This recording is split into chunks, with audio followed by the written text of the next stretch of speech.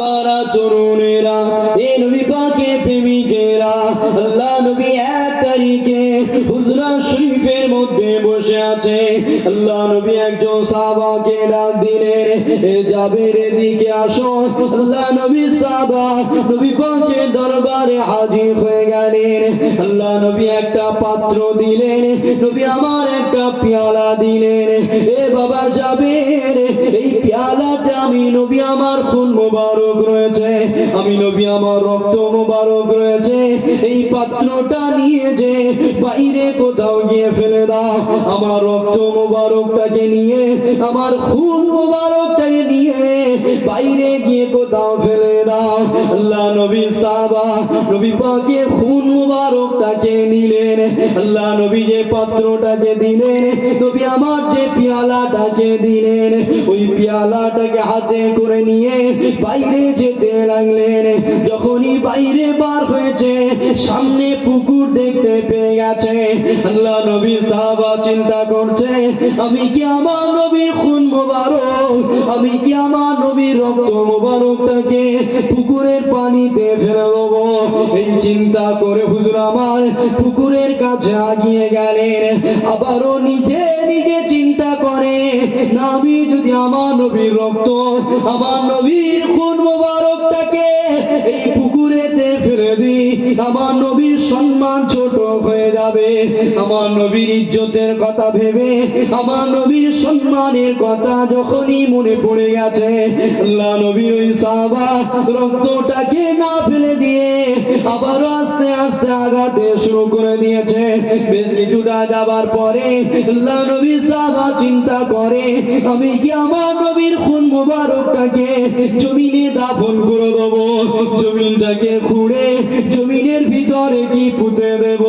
আবারও যখন নবীর সম্মান, নবীর ইজ্জতের কথা মনে পড়ে গেছে, ওই সাহাবা নিজেই চিন্তা করে, না আমি আমার হুজুরের খুন মোবারকটাকে, আমার নবীর খুন মোবারকটাকে জমিনে পুঁতে দিতে পারবো না, জমিনে দাফন করতে পারবো না। এই চিন্তা করতে করতে হুজুর আমার ওই জায়গায় দাঁড়িয়ে আল্লাহ নবীর রক্ত মোবারকটাকে পান করেছিলেন।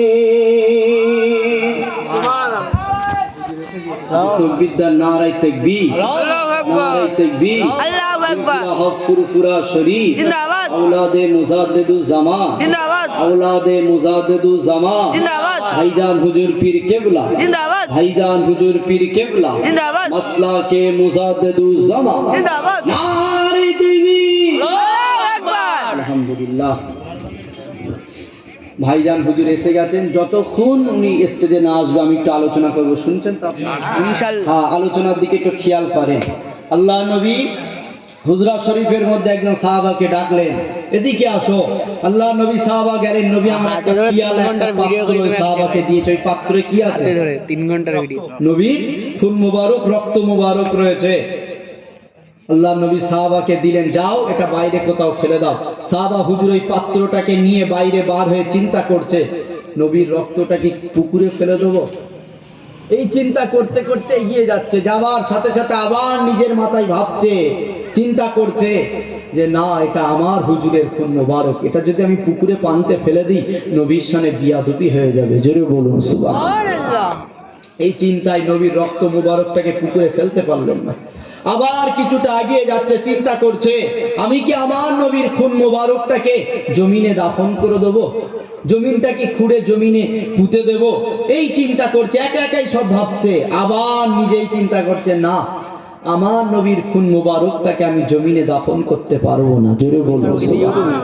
এই চিন্তা করে সর্বশেষ সাহাবা হুজুর ওই জায়গায় দাঁড়িয়ে দাঁড়িয়ে নবীর রক্ত মোবারক, খুন মোবারকটা পান করে নিলেন। জোরে বলুন। এবার ওই খালি পাত্রটা নিয়ে নবীর দরবারে হাজির হয়ে গেছে, চুপ করে দাঁড়িয়ে আছে। আল্লাহ নবী জিজ্ঞাসা করছে, জাবের কি করলে রক্ত, আমার খুন মোবারকটা কোথায় ফেললে? সাহাবা হুজুর চুপ করে মাথা হ্যাট করে দাঁড়িয়ে আছে, ভয় খাচ্ছে। কেন? রক্ত খাওয়াটা স্বাভাবিক বুদ্ধিতে একটা খারাপ জিনিস, রক্ত পান করাটা স্বাভাবিক বুদ্ধিতে খারাপ জিনিস। এই ভয়ে চিন্তা করছে যে আমি তো নবীর পারমিশন ছাড়া, নবীকে না বলে রক্তটাকে পান করে নিয়েছি, নবী না জানি আমার উপরে রাগ করবে। কেন? সাহাবাদের এই ভয় ছিল। যে নবী যদি আমার উপরে নারাজ হয়ে যায় আমার জন্য জাহান্নাম বরবাদ হয়ে যাবে, জান্নাত বরবাদ হয়ে যাবে, জাহান্নাম অজীব হয়ে যাবে। এই চিন্তায় চুপ করে দাঁড়িয়ে আছে, নবী কিছু না বলে, এই চিন্তায় দাঁড়িয়ে আছে। আল্লাহ নবী বারবার জিজ্ঞাসা করছে কি করলে রক্ত? সাহাবা চুপ করে মাথা হ্যাট করে উত্তর দিচ্ছে, ইয়া রাসূলুল্লাহ, পুকুরে ফেলতে গিয়েছিলাম, আপনার সম্মানের কথা জমিনে দাফন করতে গেছিলাম, যখনই আপনার সম্মানের কথা মনে পড়ে গেছে আপনার রক্ত জমিনে ফেলতে পারিনি। এ সাহাবা, তাহলে কি করলে আমার রক্ত? কোথায় ফেললে আমার খুন মোবারক? হুজুর, বেয়াদবি নেবেন না, আপনার রক্ত আপনার খুন মোবারক কোথাও না ফেলতে পেরে আমি আমার শরীরের ভিতরে অর্থাৎ আমি পান করে নিয়েছি। জোরে বলবো সুবহানাল্লাহ। আল্লাহ নবী ওই সাহাবাকে উত্তর দিয়ে বললেন, এ সাহাবা, রক্ত পান করেছো তো কি হয়েছে? ভয় খাচ্ছ কেন? ঘাবড়াচ্ছ কেন? শুনে রাখো, তুমি আমার রক্ত মোবারক, আমার খুন মোবারকটাকে পান করেছো, যেখানে যেখানে আমার রক্ত মোবারক তোমার শরীরে প্রবেশ করেছে ওই জায়গাটা আল্লাহ জাহান্নামের আগুন হারাম করে দিয়েছে। জোরে বলুন, একটু জোরে বলবেন না সুবহানাল্লাহ। আল্লাহ আমার নবীকে এত নিয়ামত করেছে, নবী বলছে শোনো, ঘাবড়ানোর কোনো জায়গা নয়, তুমি আমার রক্ত খুন মোবারককে পান করেছো, আর আমার রক্ত তোমার শরীরে যে জায়গায় প্রবেশ করেছে, যে জায়গায় পৌঁছে গেছে, ওই জায়গাটা আল্লাহ জাহান্নামের আগুনকে হারাম করে দিয়েছে। জোরে বলুন। তাহলে সেই নবীকে কেউ মরা বললে, পচা বললে, শাফাত করতে পারবে না বললে মানা যায়? আরে নবী জবান থেকে বলবে সে জান্নাতি, এটা পরের কথা। নবীর রক্ত মোবারক খেয়ে আল্লাহ তাকে জান্নাত দিয়েছে। জোরে বলুন। নবী শাফাত করলে আল্লাহ দেবে না? নবীর রক্ত খেয়ে যদি কেউ জান্নাত চলে যায়, তো নবী যদি জবান থেকে বলে আল্লাহকে জান্নাত দাও, দেবে না? মুসলমান ঘরে ছেলেমেয়েরা, বারা তরুণেরা, এ নবী পাকে প্রেমিকেরা, আজকে দুনিয়ার জমিনে এক শ্রেণীর মানুষ আমার নবীকে মরা বলে, পচা বলতে বলতে তারা এটাও বলা শুরু করে দিয়েছে আমার নবী নাকি মাটির তৈরি ছিল, এজন্য নবীর জবাতে গন্ধ বাইর হতো। কি বলছে? নবী মাটির, এজন্য নবীর গাল থেকে গন্ধ বাইর হয়। নাউজুবিল্লাহ বলবেন না? নাউজুবিল্লাহ। কিছুদিন আগে শুনছিলাম বাংলাদেশের কোন একজন বক্তাই, ফোনে শুনছিলাম, দেখছিলাম যে কোন এক বক্তা ওয়াজ করতে করতে বলছে যে নবীর জবান থেকে নাকি গন্ধ বাইর হতো। কেন? নবী মাটির তাই। আমার নবীর পিসাব মুবারকেও আল্লাহ খুশবু দিয়েছে। জোরে বলুন সুবহানাল্লাহ। কি করে বলে যে আমার নবীর জবান থেকে নাকি খুশবু বাইর হয়? আরে আমার নবী থুতু মুবারক যে জায়গায় দিয়েছে ওই জায়গা থেকে রোগকে আল্লাহ শেফা করে দিয়েছে। জোরে বলুন সুবহানাল্লাহ।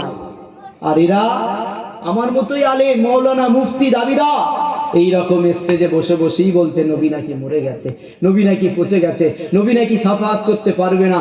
বলতে বলতে সর্বশেষ বলেই দিয়েছে যে নবীর জবান থেকে নাকি গন্ধ বাইর হতো।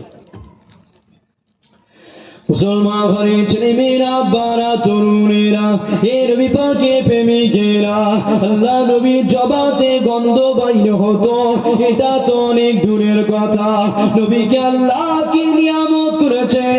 আছেন আল্লাহর একজন ওলির কথা বলে দিয়ে যায়।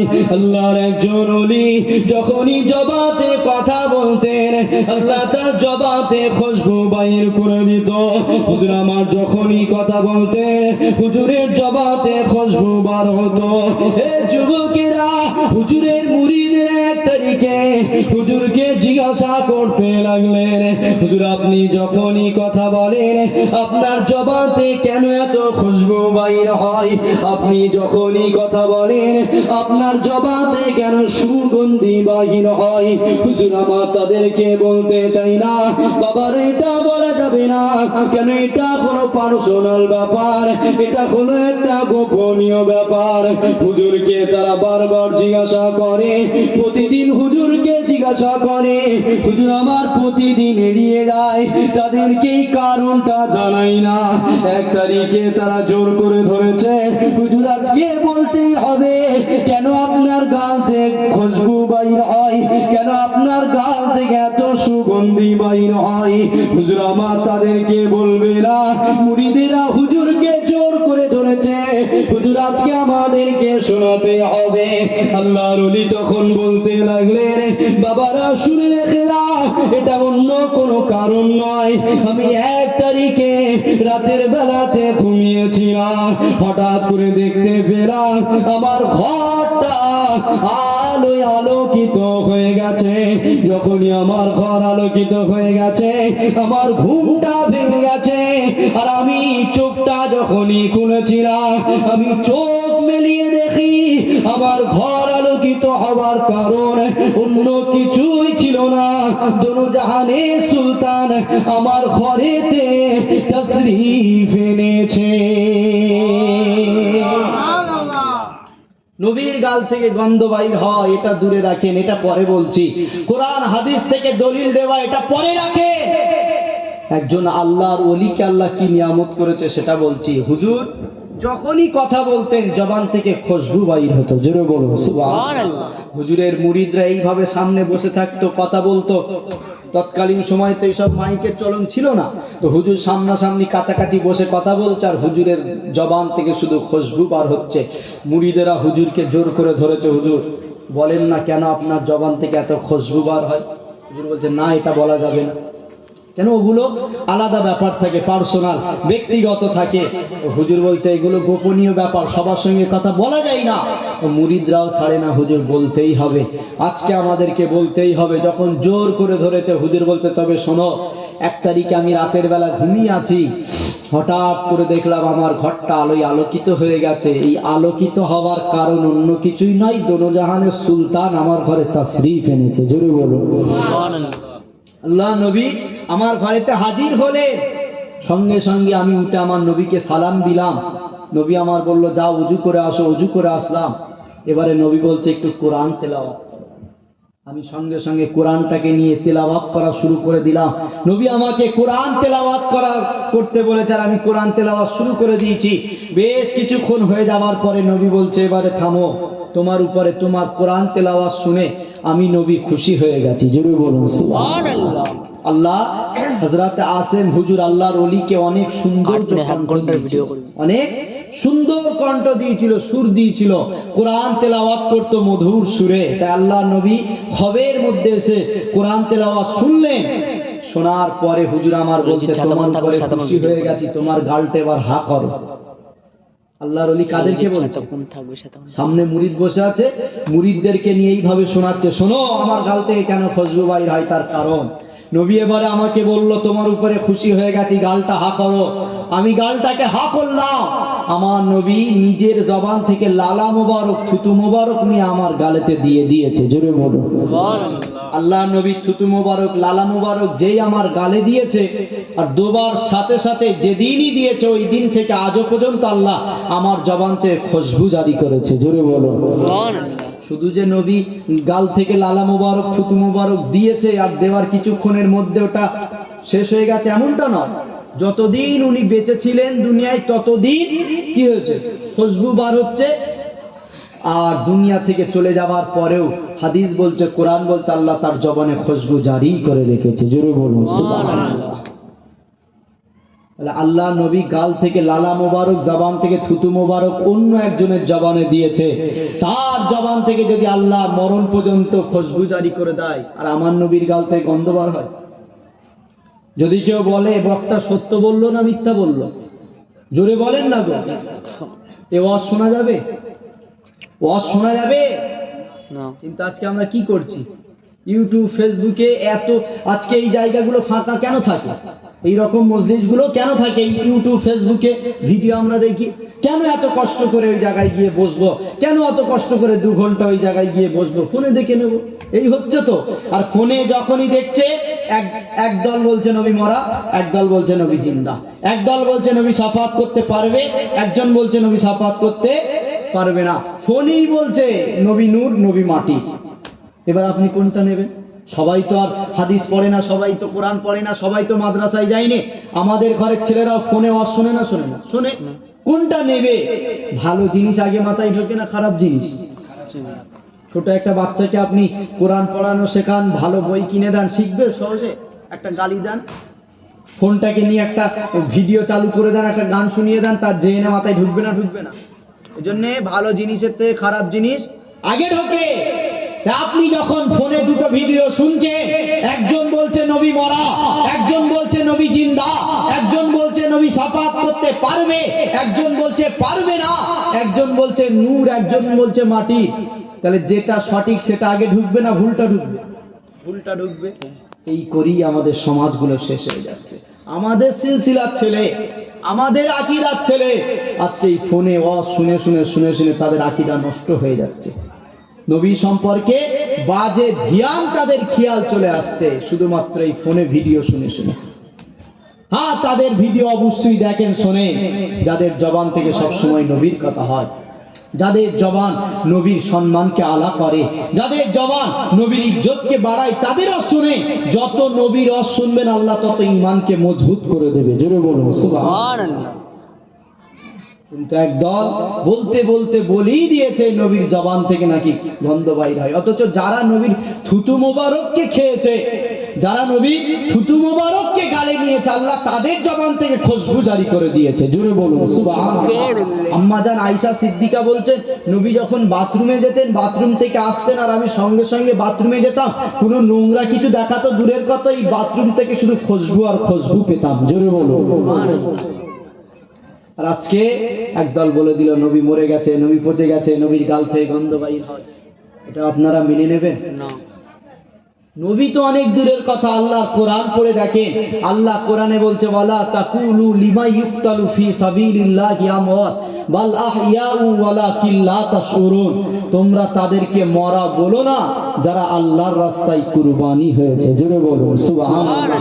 তোমরা তাদেরকে মরা বলো না যারা আল্লাহর রাস্তায় শহীদ হয়ে গেছে, বরং তারা কবরে জিন্দা রয়েছে। জোরে বলুন সুবহানাল্লাহ। এবারে কি হালাতে রয়েছে? কবরে তারা কি খায়, কিভাবে পিশাব পায়খানা করে, প্রশ্ন আছে না নাই? আল্লাহ বলছে এত তোমাদের জানার দরকার নাই, তোমরা শুধু এটাই জানো যে কবরে তারা জিন্দা, কি হালাতে রেখেছে ওটা আমি আল্লাহই ভালো জানি। জোরে বলুন সুবহানাল্লাহ। কাদের কথা বলেছে? তো আওয়াজ দিতে হবে, বিদায় নেব, হুজুর এসে বসে আছে, চলে যাব। বলেন কাদের কথা বলেছে? কারা কবরে জিন্দা? শহীদ। কোন নবীদের কথা বলেছে? শহীদটা আপনি হতে পারে, আমি হতে পারি, কালকে কেউ আল্লাহর রাস্তায় কুরবানি হয়ে গেলে তাকেও শহীদ বলা যাবে, তাই তো নাকি? না ভুল বলছি? তাহলে কালকে যদি আপনি শহীদ হয়ে কবরে চলে যান, আল্লাহ বলছে আপনিও কবরে জিন্দা থাকবেন। আর নবী মরে গেছে? আল্লাহর কোরআন, দুনিয়ার কোন কিতাব থেকে বলছি না, কোন ওলির কিতাব নয়, কোন হাদিস নয়, ডাইরেক্ট কোরআন বলছি, যে কোরআন শুরু করার আগে আল্লাহ ঘোষণা করেছে যালিকাল কিতাবুল লা রাইবা ফি। ভুল তো অনেক দূরের কথা, এই কোরআনের সন্দেহ বলে কিছু নাই। জোরে বলুন। সেই কোরআন বলছে ওয়ালা তাকুলু লিমা ইউক্তালু ফি সাবিলিল্লাহি আমওয়াত। যারা আল্লাহর রাস্তায় নিজের জানকে কুরবান করেছে, যারা আল্লাহর রাস্তায় শহীদ হয়ে গেছে, তারাই কবরে জিন্দা। হাদিস বলছে তারা কবরে জিন্দা, কোরআন বলছে তারা কবরে জিন্দা, আল্লাহর ওলিরা বলছে তারা কবরে জিন্দা। আর নবী মরে গেছে? একজন মুমিন, একজন ঈমানদার, হাদিসের কিতাবের মধ্যে পাওয়া যায়, আল্লাহ যারা কোরআন সিনাই নিয়ে যাদেরকে কবরস্থ করা হয়, দাফন করা হয়, আল্লাহ মাটিকে হুকুম করে, মাটি তুই ওই যারা কোরআন নিয়ে কবরে চলে গেছে ওনাদের শরীরগুলোকে ভক্ষণ করবি না, আল্লাহ মাটিকে হুকুম করছে। আর মাটি কি উত্তর দিচ্ছে জানেন? মাটি আল্লাহকে বলছে, আল্লাহ কি করে ওই বান্দার শরীরকে আমি মাটি ভক্ষণ করব যার শরীরে আপনার কোরআন রয়েছে। জোরে বলুন সুবহানাল্লাহ। তাহলে আমার বুকে যদি কোরআন থাকে, আমার সিনায় যদি কোরআন থাকে, আমার সিনা কবরের মাটি খেতে পারবে? পারবে না। মাটি নিজেই সাক্ষ্য দিচ্ছে। তাহলে আমি যদি একজন সাধারণ হাফেজ, একজন মাওলানা, আমি একজন মুমিন হয়ে কবরে জিন্দা থাকি, আর নবী মরে গেছে? ডাইরেক্ট কোরআন থেকে বলছি, যারাই আল্লাহর রাস্তায় কুরবানি হয়ে গেছে তারাই কবরে জিন্দা, তারাই কবরে জিন্দা। কারা? যখন আল্লাহ ঘোষণা করে দেবে জাহান্নামীরা জাহান্নামে চলে যাও, জান্নাতীরা জান্নাতে চলে যাও, এবার আল্লাহ জান্নাতীদেরকে বলবে তোমরা কি আর দুনিয়ায় যেতে চাও? কেউ বলবে যে আর যাবো দুনিয়ায়? যারা জান্নাত পেয়ে যাবে তারা আর বলবে জান্নাত যাবো, দুনিয়ায় যাবো? কখনোই না। কেন? যা দুনিয়ায় নেই তার থেকে হাজার হাজার গুণ বেশি বেশি জান্নাতে পেয়ে যাবে। কিসের জন্য আমরা দুনিয়ায় আবার আসবো? কিন্তু এক দল বলবে আল্লাহ আমাদেরকে আবার দুনিয়ায় পাঠান। আল্লাহ জিজ্ঞাসা করবে বান্দা কি এমন জিনিস যে দুনিয়ায় পেলি আর জান্নাতে নাই? তখন ওই বান্দাগুলো বলবে আল্লাহ যখন আপনার রাস্তায় আমাদের জানগুলোকে কুরবান করছিলাম, যখন আমরা শহীদ হচ্ছিলাম, আমাদের গলায় যখন ছুরি চালানো হচ্ছিল, আমাদেরকে যখন আঘাত করা হচ্ছিল, ওই যে মজা আমরা পেয়েছিলাম ওটা জান্নাতে পাইনি। আপনি আবার আমাদেরকে দুনিয়ায় পাঠিয়ে দেন, আবার আপনার রাস্তায় কুরবানি হব। আর যখনই তারা আমাদের উপর অত্যাচার করবে, আমাদের গলায় অস্ত্র চালাবে, ওই দুনিয়ায় গিয়ে ওই শহীদের মজাটা আমরা পেয়ে যাব। জোরে বলুন সুবহানাল্লাহ। সেই শহীদরা কবরে জিন্দা না মরা? তো আওয়াজ দিতে হবে, জিন্দা না মরা? জিন্দা। তাহলে শহীদ কালকে আপনি হতে পারেন না? পারেন না? পারেন। তাহলে আপনি কবরে জিন্দা থাকবেন না মরা? আল্লাহর কোরআন বলছে আপনি জিন্দা থাকবেন। তাহলে যার জন্য আপনি মুমিন হতে পেরেছেন, মুহাম্মদ রাসূলের উপরে যদি আপনি কলেমা না পড়েন, নবীর নামে, আপনি মুমিন হতে পারবেন? লা ইলাহা ইল্লাল্লাহ এই পর্যন্ত পড়ে ছেড়ে দিলে ইমানদার হতে পারবেন? মুহাম্মদ রাসূল লাগবে না লাগবে না? তাহলে যার নাম নিলে তবে মুমিন হওয়া যায়। আপনি যার নাম নিয়ে মুমিন হয়েছে, আর আপনি মুমিন হয়ে কবরে জিন্দা আছে, আর যার নামের ওসিলায় আপনি মুমিন হয়েছেন সে মরে গেছে, এটা কখনো মেনে নেওয়া যায়? মুহাম্মদ রাসূলের নামের ওসিলায় তো আপনি মুমিন, তারপরেই তো আপনি কবরে জিন্দা। ততক্ষণ আপনি মুমিন হতে পারবেন না আমার নবীর নাম না নিলে। আর যার নাম না নিলে কাফের হতে হয়, যার নাম না নিলে বেঈমান হতে হয়, যার নাম না নিলে ঈমান পুরা হয় না। যার নাম নিলে আপনি মুমিন হচ্ছেন, আর আপনি মুমিন হওয়ার পরে আপনি কবরে জিন্দা, আর আমার নবী মরে গেছে। হাদিসের কিতাব খুলে দেখে নেন, তাফসিরে মাজাহারি খুলে দেখে নেন, হাদিসের কিতাব সাক্ষ্য দেয়, তাফসিরের কিতাবগুলো সাক্ষী দেয়।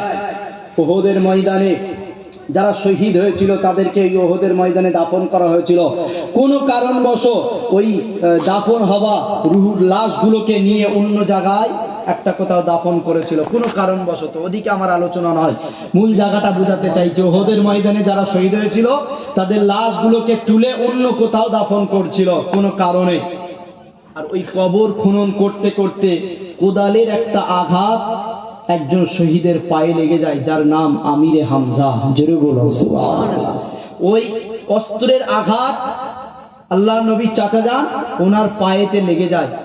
হাদিসের কিতাব সাক্ষ্য দিচ্ছে, তাফসিরের কিতাব সাক্ষ্য দিচ্ছে যে শহীদ হয়ে গেছে, দুনিয়া থেকে চলে গেছে, তার লাশ দাফন করা হয়ে গেছে।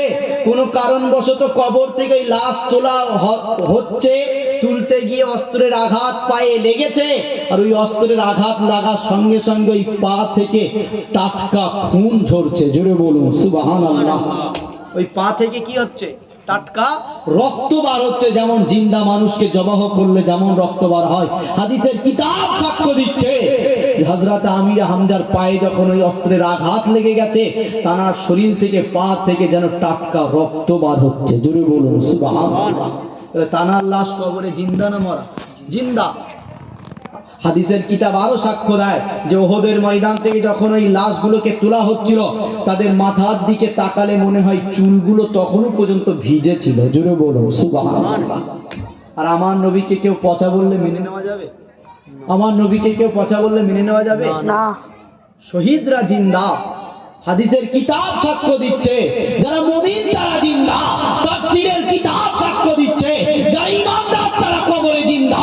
কারণ তাফসীরের কিতাব বলছে যার মধ্যে আল্লাহর কোরআন রয়েছে, যার মধ্যে ঈমান রয়েছে, সে কখনো কবরে মরতে পারে না। তার রূহকে, তার লাশকে আল্লাহ হিফাজত করে রেখেছে। জোরে বলুন সুবহানাল্লাহ। তাহলে স্পষ্ট হাদিসের কিতাব, তাফসীরের কিতাব সাক্ষ্য